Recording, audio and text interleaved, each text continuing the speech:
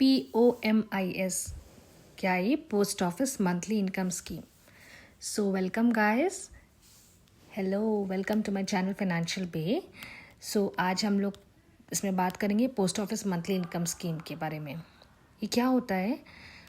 If you are looking for an investment option that provides regular additional income, एक regular income होना चाहिए, एक government back security and guarantee होना चाहिए, और एक रिस्क फ्री इंस्ट्रूमेंट है, कोई रिस्क नहीं, कुछ नहीं, बढ़िया इंटरेस्ट रेट है।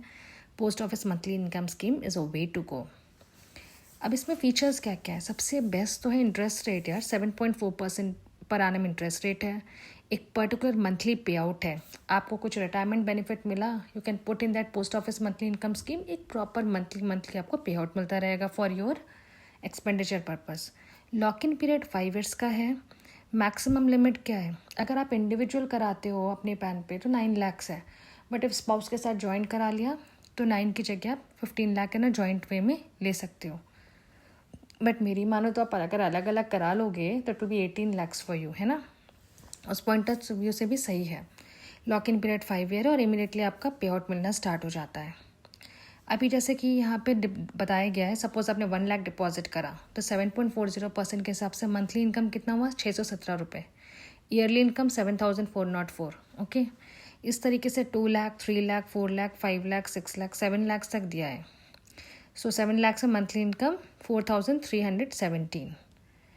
अभी एक कैलकुलेटर भी गूगल में अवेलेबल है, अगर आप डालोगे POMIS calculator in Google, investment amount मैंने 9 लाख डाला, इंटरेस्ट रेट 7.4% आता है 5 ईयर्स के लिए, तो मंथली इनकम इसमें आ रहा है 5,550।